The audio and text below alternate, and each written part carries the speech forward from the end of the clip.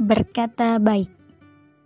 Dari Abu Hurairah radhiyallahu anhu, Nabi sallallahu alaihi wasallam bersabda,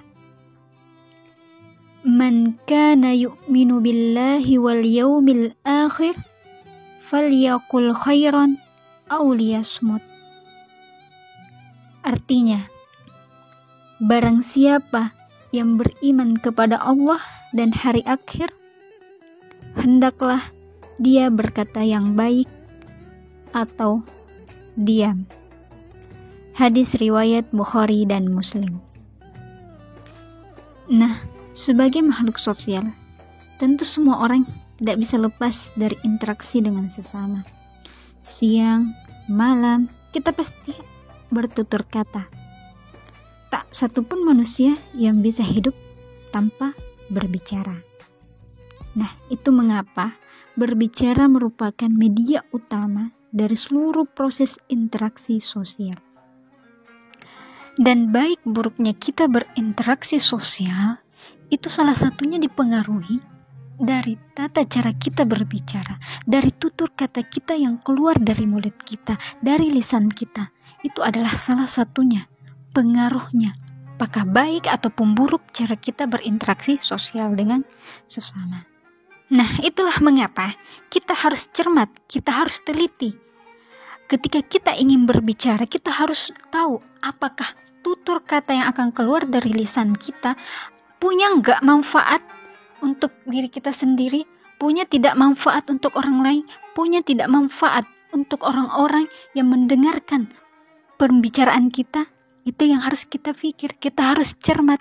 Makanya hadis ini mengatakan falyakul khairan aw liyasmut. Jika kita tidak bisa berkata baik-baik, kita tidak bisa bermanfaat lisan kita ataupun pembicaraan kita tidak bermanfaat atau tidak ada faedahnya, lebih baik kita diam daripada kita mengeluarkan tutur kata yang justru menyakiti hati orang lain, atau justru kita mengeluarkan tutur kata yang justru akan menzalimi, dari perkataan kita akan menzalimi orang lain.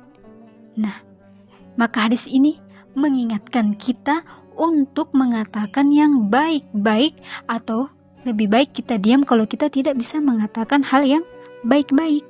Maka diam adalah langkah yang paling utama untuk dilakukan. Jadi berbicara itu menduduki posisi yang sangat strategis. Dengan iman dan ilmu, pembicaraan yang kita lakukan dapat mengundang berkah dan keridhaan Allah. Tapi sebaliknya, berbicara terus-menerus tanpa ilmu, tanpa berpikir panjang, justru akan mengantarkan kita kepada kemurkaan Allah. Mengapa demikian? Karena berbicara dengan ilmu ataupun iman, maka dengan lisan kita itu justru akan membantu orang lain. Dengan lisan kita justru akan menyenangkan hati orang lain. Dengan lisan kita justru bisa menasihati orang lain. Dengan ini justru akan mendatangkan kebaikan bukan hanya pada diri kita sendiri, tapi juga pada orang lain. Dan inilah yang akan mengundang berkah dan keridhaan Allah.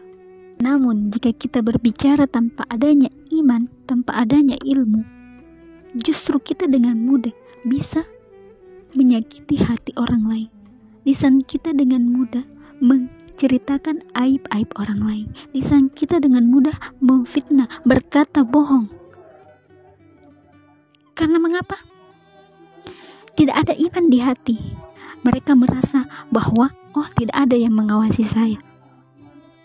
Jadi sangat mudah bagi mereka menyakiti hati orang lain. Tapi jika kita meyakini bahwa ada Allah yang selalu mengawasi, ada hari akhir tempat terbalasnya segala perbuatan di dunia, maka kita pasti akan berusaha mengikuti segala perintah Allah dan menjauhi segala larangannya. Kita akan meminimalisir perkataan kita. Jika memang tidak bermanfaat, maka kita tahan. Tapi jika bermanfaat, maka berbicaralah. Jika memang kita yakin bahwa dengan perkataan kita justru akan mendatangkan kebaikan bagi kita dan kebaikan bagi orang lain. Tapi jika tidak, maka lebih baik diam. Adapun pelajaran yang dapat kita petik dari hadis ini ada 4 poin. Yang pertama, hari akhirat itu benar adanya dan kita wajib beriman padanya.